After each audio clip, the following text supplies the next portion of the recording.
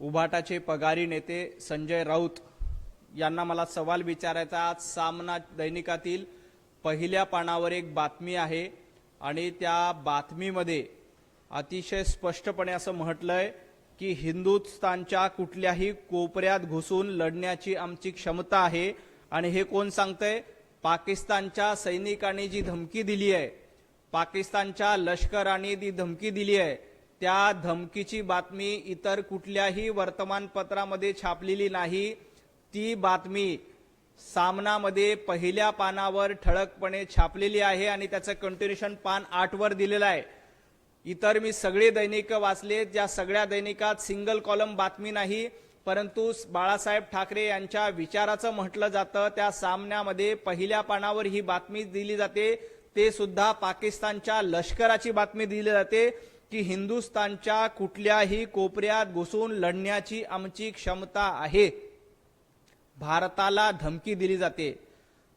पगारी नेते संजय राऊत पाकिस्तानचा सर्वोच्च पुरस्कार निशाने पाकिस्तान मिळवण्यासाठी अशा पद्धतीनं भारत विरोधी बातम्या देणाऱ्या लष्कराला पहिल्या पानावर स्थान देते। संजय राऊत, तुम्हाला लाज वाटली पाहिजे।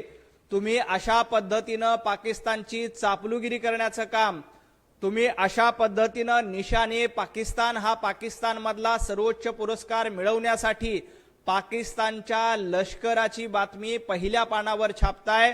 तुम्ही खऱ्या अर्थानं पाकिस्तानचे एजंट आहात, तुम्ही खऱ्या अर्थानं पाकिस्तानचे दलाल आहात। आजपर्यंत तुम्ही आपली मतं मिळवण्यासाठी अशाच पद्धतीनं काही धर्मियांचं लांगुल चालन करण्याचं काम केलं, परंतु हे लांगुल चालन करत असताना सामनासारख्या दैनिकामध्ये पहिल्या पानावर पाकिस्तानी लष्कराची बातमी आणि ते देखील भारतीय सैनिकाला दिलेली धमकी ही तुम्ही छापताय। तुम्हाला लाज वाटली पाहिजे। ज्या पद्धतीनं तुम्ही पाकिस्तानची भाषा बोलताय, ज्या पद्धतीनं पाकिस्तानी लष्कराची भाषा बोलली जाते, तीच भाषा तुम्ही बोलताय आणि पहिल्या पानावर त्याला स्थान देताय। तुम्हाला निशाने पाकिस्तान बहाल केला पाहिजे। यासाठी पगारी नेते संजय राऊत अशा पद्धतीचे कृत्य करतायत। मी या कृत्याचा निषेध करतो। तुम्ही पाकिस्तानचा निश्चितपणे उदो करा, परंतु भारतीय सैनिकाचा अपमान, भारतीय जवानांचा अपमान जर का तुम्ही करणार असाल तर तुम्हाला जशास तसं उत्तर दिलं जाईल।